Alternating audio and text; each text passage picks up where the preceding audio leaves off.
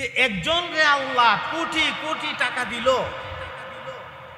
আরেকজন রে আল্লাহ একেবারেই কিছু দিল না।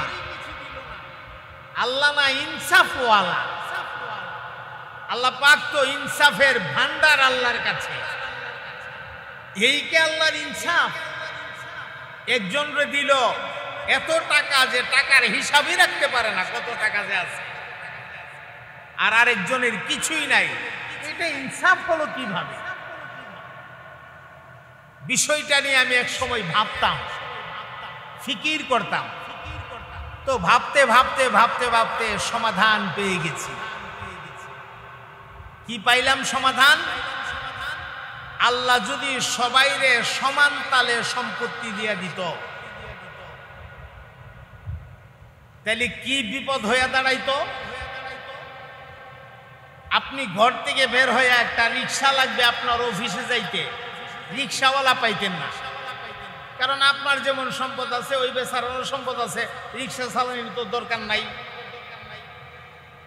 আপনি ঘর থেকে বের হয়ে বাজারে যাবেন কাঁচা বাজার কেনার জন্য, বাজারে গিয়া বাজার পাইবেন না, কাঁচা বাজার পাইবেন না। বেটা কাঁচা বাজার মাল বিক্রি করার দরকার নাই, বেচারা অত টাকাওয়ালা। আপনি মাছ কিনতে যাবেন, বাসার থেকে রওনা হয়েছেন, বাজারে গিয়া দেখেন মাছওয়ালা নাই, মাছই নাই। মাছ লইয়া বেচারা বসার দরকার নাই। আপনি যেমন টাকাওয়ালা, বেচারাও টাকাওয়ালা।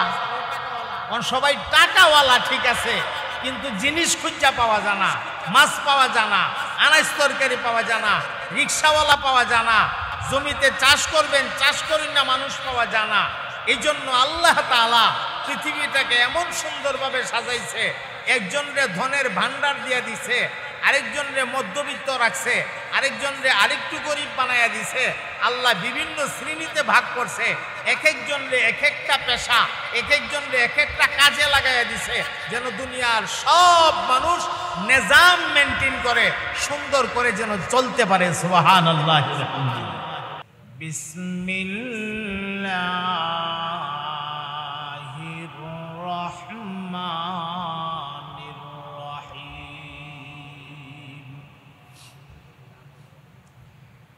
وَلَنَبْلُوَنَّكُمْ بِشَيْءٍ مِّنَ الْخَوْفِ وَالْجُوعِ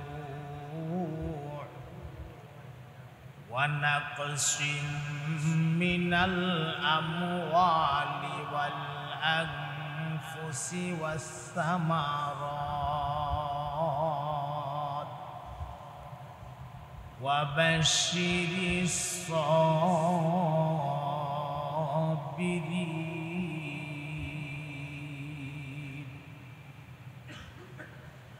بارك الله لنا ولكم في القرآن العظيم ونفعنا وإياكم بالآيات والذكر الحكيم.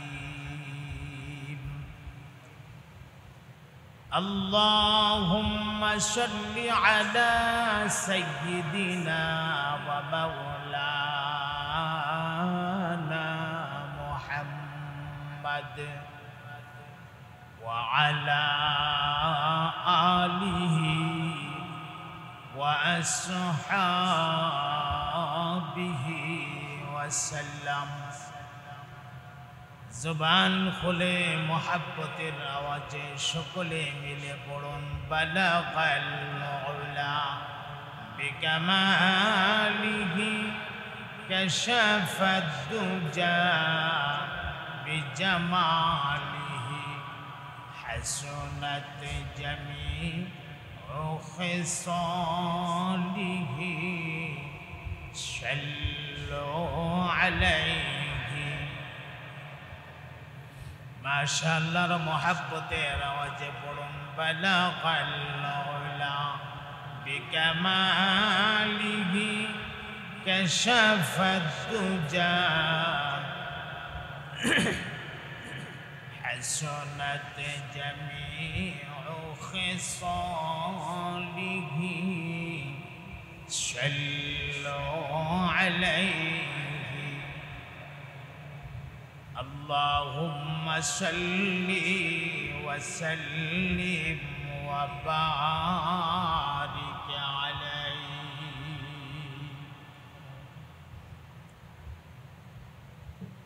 मुअज़्ज़ज़ हाज़िरीन हज़रात मुसल्लियान किराम,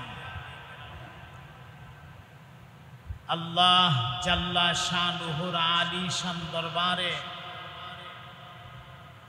असंख्य अगणित शुकुर और सुजूद जे महान रब्बुल आलमीन अत्यंत दुर्योगपूर्ण एक मुहूर्तेर मध्य सलातुल जुमा आदाय करार उद्देश्ये আল্লাহ পাকের ঘরে আমাদেরকে আসার বসার এবং কাবলাল জুমআ দ্বীনি কিছু কথাবার্তা বলার আর শোনার তৌফিকটুকু ইনায়ত করেছেন। মহান মালিকের দরবারে আমরা শুকরিয়াতান বলি আলহামদুলিল্লাহ। ইমানদারের জন্য এই দুনিয়াটা হচ্ছে একটা পরীক্ষার হল।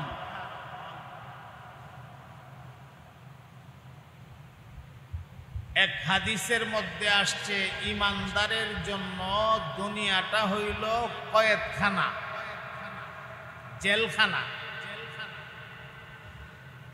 জেলখানার ভেতরে মানুষ যেমন স্বাধীন না, পরাধীন, যা মনে চা তা করতে পারে না, বলতে পারে না, ঠিক মুমিন যারা, ইমানদার যারা, এরাও দুনিয়াতে আল্লাহর হুকুমের বাহিরে কোনো কিছু বলতে পারে না, করতেও পারে না। এই জন্য দুনিয়াটা ইমানদারের জন্য একটা কয়েদখানা, একটা জেলখানার মতো। এই পরীক্ষার হলে আল্লাহ তাআলা প্রতিটা মানুষকে পরীক্ষা নেন। একটা কথা আমাদেরকে খুব ভালোভাবে মনে রাখতে হবে, যার ঈমান যত মজবুত, যার ঈমান যত শক্তিশালী, তার পরীক্ষাটা হবে আল্লাহর তরফ থেকে তত শক্তিশালী। আমরা যদি লক্ষ্য করি পয়গাম্বরদেরকে আল্লাহ তাআলা যেই পরীক্ষা নিছেন, এই জাতীয় পরীক্ষা যদি আমাদেরকে করেন, আমরা কোলায় উঠতে পারবো না। আল্লাহর খলিল ইব্রাহিম আলাইহিস সালাতু ওয়াস সালামকে আল্লাহ তাআলা ছোট বড় মিলায়া প্রায় 70টা পরীক্ষার সম্মুখীন করছিলেন, এবং এই 70টা পরীক্ষাতেই হযরত ইব্রাহিম আলাইহিস সালাম পাস করছে, একটা পরীক্ষাতেও তিনি ফেল করে নাই।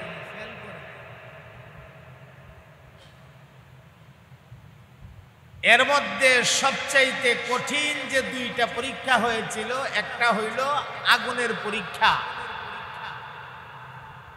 আগুনের মাঝখানে আল্লাহ 40 দিন রাখছে। 2 নাম্বার পরীক্ষাটা সবচেয়ে কঠিন যে পরীক্ষাটা হয়েছিল, নিজের ছেলেকে আল্লাহর রাস্তায় জবাই করে দেওয়ার নির্দেশ। তোমার ছেলেকে আমার রাস্তায় কোরবানি দিয়ে দেও। এটা অনেক কঠিন পরীক্ষা। আল্লাহ জাল্লা শানুহু আমার তিলাওয়াতকৃত আয়াতে মুমিনদেরকে কোন কোন পদ্ধতিতে পরীক্ষা নেন, এর 5টা পদ্ধতি আল্লাহ তাআলা বয়ান করছেন। 5টা পদ্ধতিতে আল্লাহ তাআলা তার মুমিন বান্দাদের পরীক্ষা নিয়ে থাকেন। ওয়ালানাবলুওয়ান্নাকুম বিশাইইম মিনাল খাউফ ওয়াল জু' ওয়া নাকসিম মিনাল আমওয়াল ওয়াল আনফুসি ওয়াস সামারাত ওয়া বাশশিরিস সাবিরিন।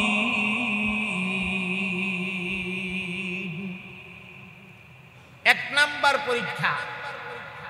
আল্লাহ বলেন ওয়ালা নাবলু ওয়ান্নাকুম, আমি তোমরারে আজমাইশ করি, আমি তোমরারে পরীক্ষা করি মাঝে মাঝে খাউফের মাধ্যমে। খাউফ, খাউফ শব্দের অর্থ হইল ভয়।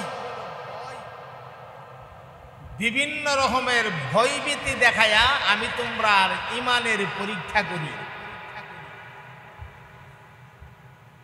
মাঝে মাঝে দেখবেন আসমান থেকে বিদ্যুৎ চমকা আর বিকট বিকট আওয়াজ হয়, মনে হয় যেন আসমান ভাঙ্গা ফিরে যেতেছে, বিকট বিকট শব্দ হইতেছে। হ্যাঁ, মনে হয় যেন আসমান ভাঙ্গা ফিরে যেতেছে। আল্লাহ তাআলা বনি ইসরাইল সম্প্রদায়কে এই আযাবটা দিয়া পরীক্ষা করছিল। ঘন ঘন বিদ্যুৎ চমকাইতো আর খুব ঘন ঘন বিকট বিকট আওয়াজ হইত। এই যে পরীক্ষাটা, বর্তমান সমাজে এমন মানুষও আছে এই পরীক্ষাটা লয়ে মস্কারা করে। আল্লাহকে আমি ভয় দেখাইতেছি, ভয় দেখাইয়া তোমার ইমানের পরীক্ষা করতেছি। এই বিজলির সাথে, এই বিদ্যুৎ চমকানির সাথে যে কোনো ধরনের ভয়াবহ ঘটনা ঘটতে পারে, কঠিন যে কোনো কঠিনতর ঘটনা ঘটতে পারে, সম্ভাবনা আছে। তুমি ভয় পাও, তোমার ইমানকে মজবুত করো, তখন আমারে বেশি ডাকো। এটা না কইরা কিছু মানুষ আছে মস্কারা করে, ও আল্লাহ আসমান থেকে লাইট টিপা টিপা দেহে কেটা কোন গীতা করে। এমন কিছু মানুষ আছে না, আল্লাহ বলে আসমান থেকে বাতি টিপা দেহে কেটা কোন গীতা করে। আবার কেউ কেউ বাতি টিপা শয়তান রেবি সারে।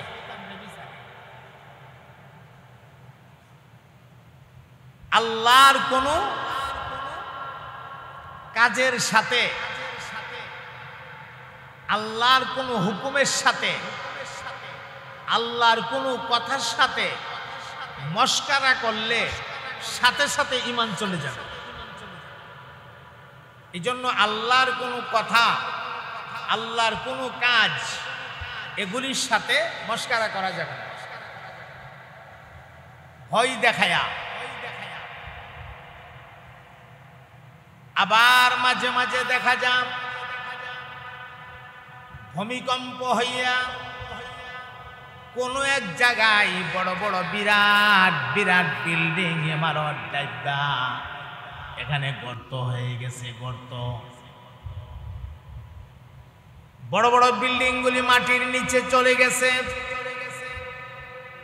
আল্লাহ রব্বুল আলামিন বলেন, এই ঘটনা থেকে অন্যরা তোমরা যারা বেঁচে আছো, আমি আল্লাহ তোমাদের জন্য সবক রাখছি।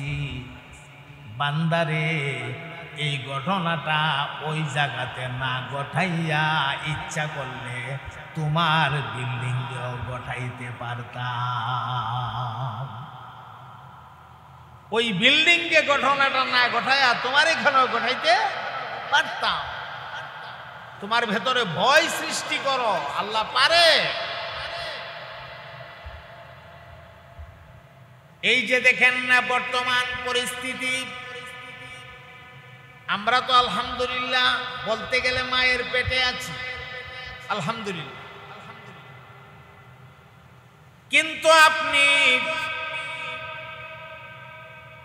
ওই যে ফেনী, লক্ষ্মীপুর, কুমিল্লা, ব্রাহ্মণবাড়িয়ারও কিছু অংশ আছে, আখাউড়া, সিলেটের শায়েস্তাগঞ্জ, হবিগঞ্জ, এই এলাকাগুলিরে আল্লাহ রব্বুল আলামিন পানি দিয়া, বন্যা দিয়া আল্লাহ তার মুমিন বান্দাদের ইমানের পরীক্ষা করতেছে। বান্দারে, আমি বিরাট বন্যা দিলাম, তোরারে বিরাট কষ্টের সম্মুখীন করলাম। আমি দেখতে চাই কারা সবুর করস আর কারা সবুর করস না। যারা ধৈর্য ধারণ করতে পারবি আর পরীক্ষার মধ্যে সফল হতে পারবি, আমি আল্লাহ সুসংবাদ দিলাম, ওয়াবাশশিরিস সাবিরিন, সবরকারীদের জন্য আমার জান্নাতের সুসংবাদ। কত কষ্ট তারা করতেছে, এটা আমরা সামান্য টেলিভিশনের পর্দায়, মোবাইলের পর্দায় বা মোবাইলের স্ক্রিনে আমরা একটু দেখি।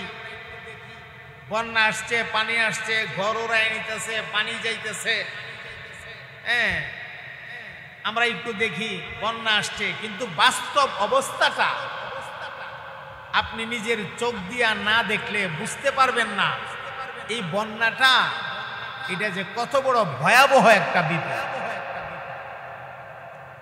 এজন্য আল্লাহর কাছে হার ওয়াক্ত এই কথা বলতে হবে, আল্লাহ সকল প্রকারের বিপদ আপদ থেকে, আসমানি গজব থেকে আমরা তুমি বাঁচাইয়া রাখো।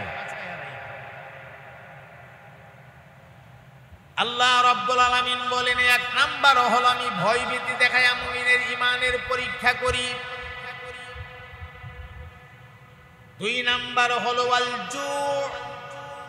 জু মানে হচ্ছে ক্ষুধার্ত বানায়া আমি আল্লাহ মুমিনের ঈমানের পরীক্ষা করি, ক্ষুধার্ত বানায়া। এক বেলার খানা ঘরে আছে, আরেক বেলার খানা নাই।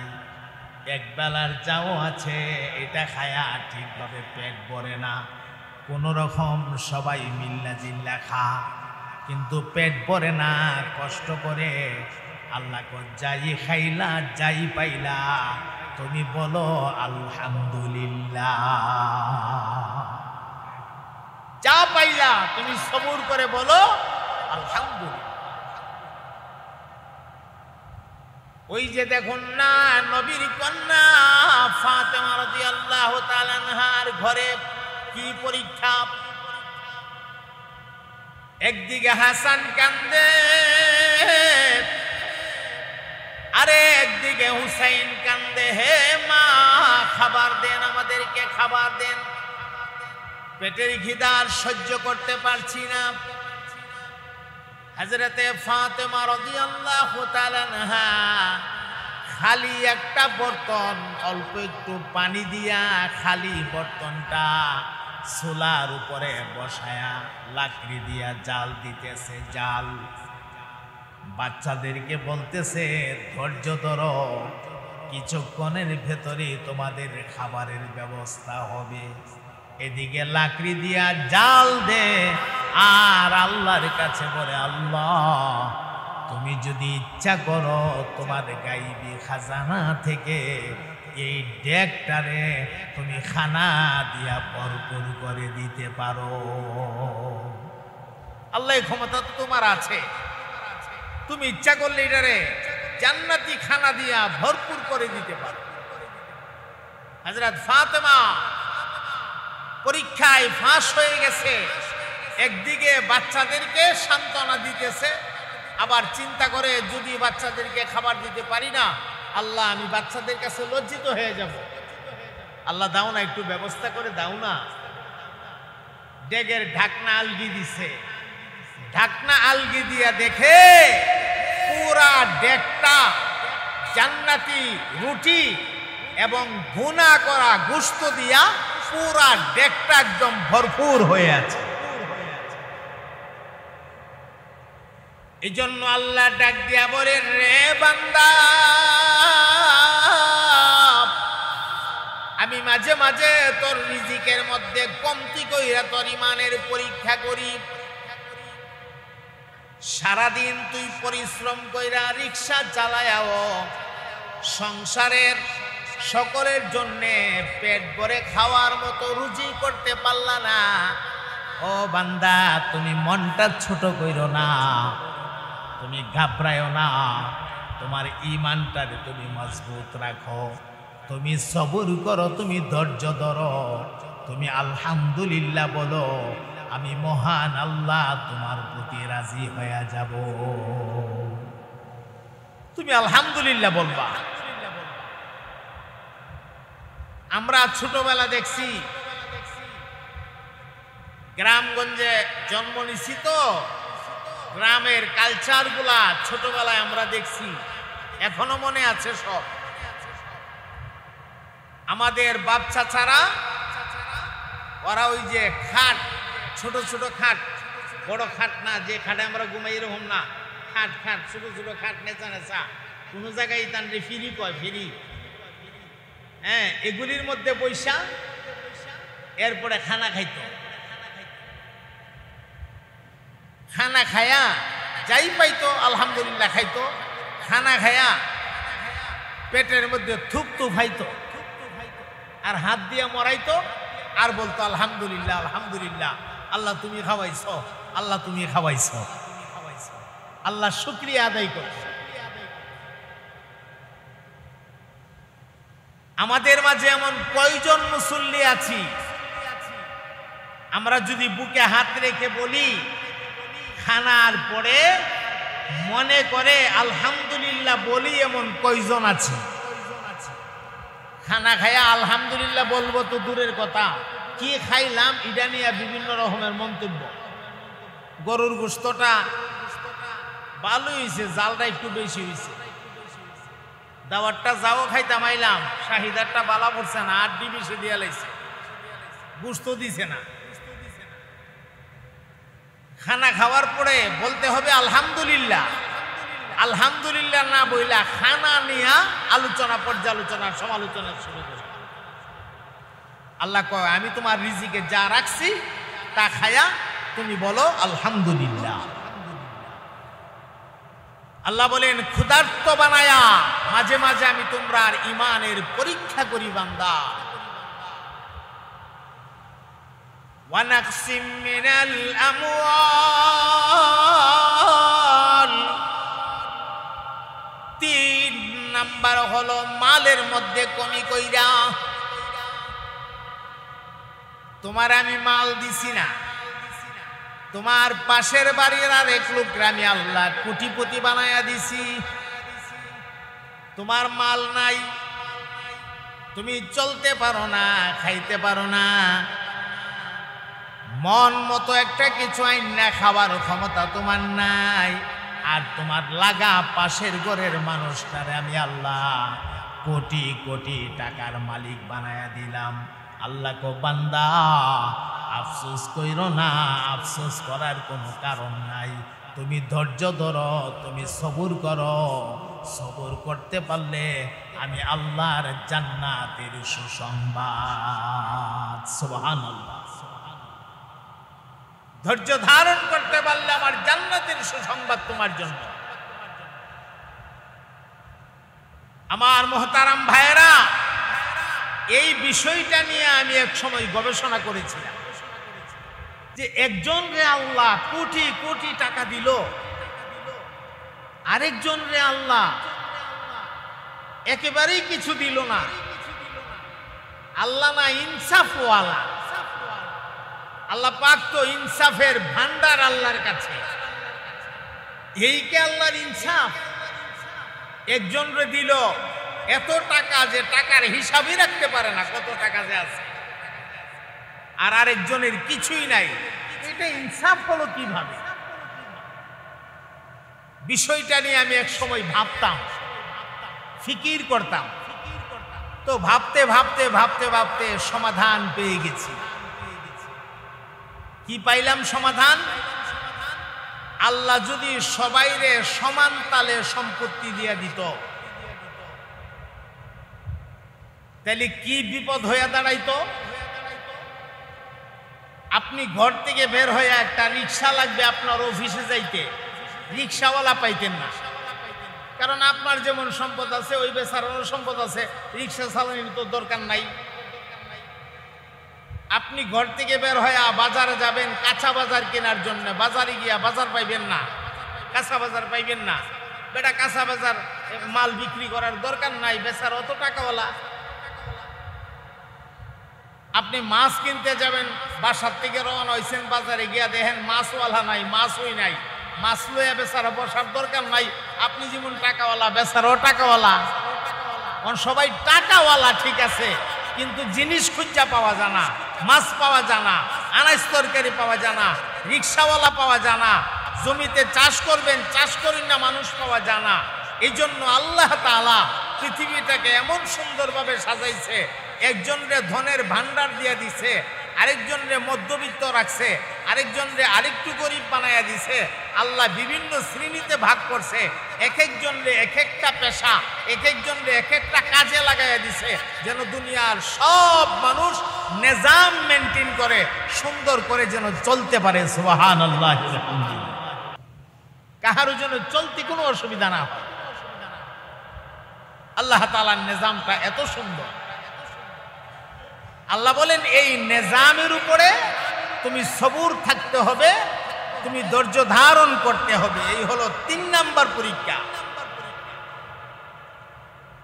4 নাম্বার ওয়াল আনফুসি, আমি আল্লাহ মাঝে মাঝে মানুষের শরীরের উপরে, জানের উপরে মুসিবত দিয়া ইমানের পরীক্ষা করি।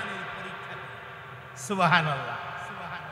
ভালো সুস্থ মানুষ বাড়িতে গেছেন, হঠাৎ করে শরীরে তাপমাত্রা বেড়ে গেছে, প্রচন্ড জ্বর, ওইটা বসতে পারতেছেন না, বসতে আরেকজনের সাহায্য লাগে, মাথায় পানি দেওয়া লাগে, মাথা গরম হয়ে যা, প্রচন্ড জ্বর, শরীরে তাপমাত্রা বেড়ে গেছে। সুস্থ মানুষটা ঘুমাই রইছে, সকালবেলা ঘুম থেকে উঠতে পারে না, এক সাইড প্যারালাইজড হয়ে গেছে, বেচারা এক সাইড লড়াইতে পারে না। আল্লাহ তাআলা বলেন আমি জানের উপরে মুসিবত দিয়া তোমাদের ইমানের পরীক্ষা করি। আমাদের সাথে ময়দানে বয়ান করতেন হযরত মাওলানা ইসহাক আল হুসাইনি, মনে পড়ে গেছে মানুষটার কথা, বয়সে আমার চেয়ে অনেক ছোট হবে, অনেক ছোট, বেচারা বয়ান করতেন।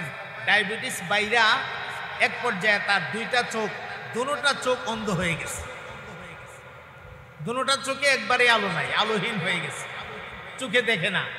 আল্লাহ আমি মুহূর্তের মধ্যে তোমাকে অন্ধ বানায়া দিতে পারি, মুহূর্তের মধ্যে তোমার একটা হাত নিয়ে যেতে পারি, মুহূর্তের মধ্যে তোমার একটা পা আমি নিয়ে যেতে পারি। এই ক্ষমতা আমি মহান আল্লাহর আছে। আমি আল্লাহ তোমার জানের উপরে মুসিবতটা দেই। বান্দা তুমি আবার এই কথা কয়ো না অমুকেদি সুদ খা, অমুকেদি ঘুষ খা, অমুকেদি মিথ্যা কথা কয়, অমুকেদি নামাজই ভরে না, এর দি কোনো রোগ নাই, বেমার নাই, কিচ্ছু নাই, আমার ঘরে সবাই নামাজি, সবাই নামাজ পড়ে, আমি নিজেও নামাজ পড়ি, মুত্তাকি, আমার দি হাতে সমস্যা হয়ে গেল, আমার কেন পায়ে সমস্যা হয়ে গেল, আমার কেন এত বেমার, আমার কেন ছেলে অসুস্থ, আমার কেন মেয়ে অসুস্থ, আমার কেন স্ত্রী অসুস্থ। বান্দা এইভাবে তুমি আফসোস করো না, আমি আল্লাহ তোমার ঘরের ভেতরে জানের উপরে মুসিবত দিয়া দিয়া তোমার ইমানের পরীক্ষা করতেছি, তোমার মধ্যে ধৈর্য কতটুকু আছে। তুমি যদি ধৈর্য ধারণ করতে পারো, অবশ্যই সাবিরিন, ধৈর্য ধারণকারীদের জন্য আমার জান্নাতের সুসংবাদ। সুবহানাল্লাহ। এই গেল 4। 5 নাম্বার ওয়াসসামারাত। সামারাত শব্দের শাব্দিক অর্থ হলো ফল, আর এখানে ইজতিমাই ভাবে তার অর্থ হবে, খোলাসা অর্থ হবে ফসলাদি, ফল ফলাদি, ফসলাদি। এটা মিষ্টি কুমড়া, চাল কুমড়া, বেগুন, টমেটো, আম গাছের আম, জাম গাছের জাম, কাঁঠাল গাছের কাঁঠাল, লেচু গাছের লেচু, ধান গাছের ধান, ধানের জমিনের ধান, গমের জমিনের গম, সব এটার ভিতরে। আল্লাহ কয় তোমাদের ফসলাদির উপরে, ফল ফলাদির উপরে আমি আল্লাহ মাঝে মাঝে মুসিবত দিয়া তোমরার ইমানের পরীক্ষা করি। দিনের বেলা জমিনের পারে গেছে, মাশাআল্লাহ খুব সুন্দর ধান হইছে, ধানের হিজাল এমনি এভাবে বাঁকা হয়ে রইছে, ধানের বরে বাঁকা হয়ে রইছে, কি সুন্দর সোনালি কালার, কি সুন্দর লাগে ক্ষেতটা। আয়ামনি টুনি ঠিক করছে, কামলা ঠিক করছে, আগামীকাল দায়া আনবো। রাতের বেলা এমন এক শিলা বৃষ্টি হইছে, সকালবেলা গিয়া দেখে ধান লাইন সব ফইরা গেছে, আর হিজাটা সোজা হয়ে খার হয়ে দিছে। অহন ক্ষেতের ভাড়া খারো এখারো যদি ক আল্লাহ কি এই কামটা করতে আসি? একটা দিনের লাগিয়া যাও দিছিন বৃষ্টিটা, শিলা বৃষ্টিটা, আল্লাহ কি একটা দিন পরে দিতে পারছিন না? আল্লাহকে পরীক্ষা ফেল করে ফেলাইছ। বান্দা তুমি এখানে দাঁড়ায়া দাঁড়ায়া বলো আমার আল্লাহ দিয়েছিল, আমার আল্লাহ নিয়েছে, দিয়েছিলের উপরও আমি সবুর আমার আল্লাহ নিয়ে গেছে, এটার উপর আমি সবুর। যদি তুমি এই সবুরটা করতে পারো তাহলে পরীক্ষায় তুমি সফল, আর তোমার জন্য আমার জান্নাতের সুসংবাদ। এই জন্য মুমিন মুহূর্তে মুহূর্তে পরীক্ষার সম্মুখীন হবে, পরীক্ষায় সফল হওয়া লাগবে। পরীক্ষার সম্মুখীন হয়েছে বর্তমান সময়ে ফেনীর মানুষেরা, লক্ষ্মীপুরের মানুষেরা, যে সমস্ত জায়গা আছে সেখানকার মানুষেরা পরীক্ষার সম্মুখীন হয়েছে। তাদের আর্তনাদ, তাদের কান্না, তাদের আহাজারি যেন আকাশ ভারী হয়ে গেছে। এই খবরগুলি দেখলে নিজেরে কন্ট্রোল করা যায় না, অনেক কষ্ট লাগে। ছোট ছোট শিশু বাচ্চার লাশ ভাইসা উঠতেছে, মানুষের লাশগুলি পানির সাথে ভাইসা ভাইসা যাইতেছে। এই যে পরিস্থিতি, ভয়াবহ পরিস্থিতি, এই পরিস্থিতিগুলা আল্লাহ তাআলা মানুষকে পরীক্ষা করার জন্য দেয়। আবার কোরআন শরীফের এক আয়াতে আসছে, এগুলি মানুষের নিজেদের হাতের কামাই, এগুলো মানুষের নিজেদের হাতের কামাই। বান্দা তুমি যা কামাই করবা ফল তাই পাইবা। আল্লাহ আমাদেরকে সকল প্রকারের আসমানি জমিনি বালা থেকে, মুসিবত থেকে হেফাজত করেন। সবাই বলেন আমিন। আর একটু মহাব্বতে বলেন আমিন। ওয়াজ আপনাদেরকে অনেক শোনাইছি, হায়াতে আল্লাহ বাঁচাইলে জীবনে অনেক ওয়াজ শোনাবো ইনশাআল্লাহ। দাঁতের কাজ চলতেছে, যেই কারণে কথা স্পষ্ট করতে কষ্ট হয়। ডাক্তার ইমরান আমার দাঁতের কাম করতেছে, দাঁত এমেদা দুইটা ফালাই দিছে, এমেদা বাইন্দা দিতেছে, এমেদা লাগাইতেছে, এমেদা খুলতেছে। আজকে 2 সপ্তাহ যাবত আমার দাঁতের কাম চলতেছে। কথাবার্তা বলতে কথা স্পষ্ট হইতে চায় না, কষ্ট হয়। এমেদা বাতাস বেরিয়ে জায়গা, এমেদা বাতাস বেরিয়ে জায়গা। এটা আমি বুঝতেছি কি কষ্টটা হয়। কথা স্পষ্ট করা যায় না, স্পষ্ট করতে কষ্ট হয়। তো যাই হোক, সব মিলাইয়া আল্লাহর জন্য সুস্থ করে দেন, বলে না আমিন। আমি একটা প্রস্তাব পেয়েছি, আমি খুশি হয়েছি প্রস্তাবটা পেয়ে। আপনাদের মাঝে আমি ধারাবাহিক আলোচনা শুরু করেছিলাম শুরুতে, আপনাদের মনে আছে কিনা জানি না। আমি বিভিন্ন দিক বিবেচনা কইরা, বিভিন্ন দিক চিন্তা কইরা ধারাবাহিক আলোচনাটার থেকে আমি একটু সইরে আসছিলাম। এই জন্য আসছিলাম যে কোনো কোনো মুসল্লি আজকের জমায় আসছে, এর পরের জমায় আসে না, পরের জমায় আসলো, এর পরের জমায় আসে না। এই লোক তো ধারাবাহিকতাটা পাইল না। তো বিভিন্ন দিক বিবেচনা করে আমি ধারাবাহিকতার থেকে একটু সইরে আসছিলাম। প্রস্তাব হয়েছে আমার কাছে আবার ধারাবাহিক আলোচনাটা শুরু করার জন্য। তো কোরআন শরীফের যেই জায়গাতে আমরা গিয়েছিলাম, যেই পর্যন্ত নিয়ে আমরা রাখছিলাম, আল্লাহ তাআলা তৌফিক দান করলে আগামী জুমা থেকে ওই ঠিক সেই জায়গা থেকে আমাদের ধারাবাহিক আলোচনা আবার শুরু হবে, বলেন ইনশাআল্লাহ। ধারাবাহিক আলোচনা শুরু হইলে বিভিন্ন জরুরি জরুরি মাসাইল আসবে, কথা আসবে। ওয়াজের ভেতরে অনেকে বলে যে ওয়াজে মজা পাওয়া যায় না, ওয়াজ মজা লাগে না, ভাল লাগে না। মাসলা মাসাইল বললে তো এমনি ভালো লাগতো।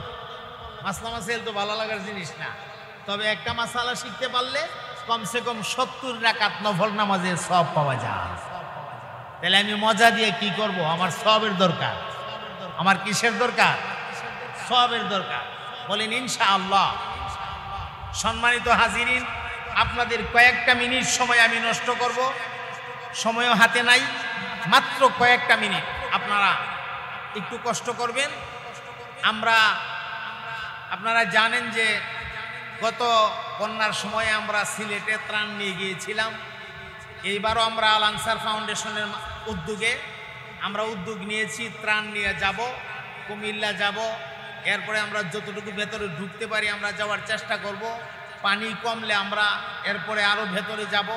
ধারাবাহিকভাবে আমরা এইভাবে যাব ইনশাআল্লাহ।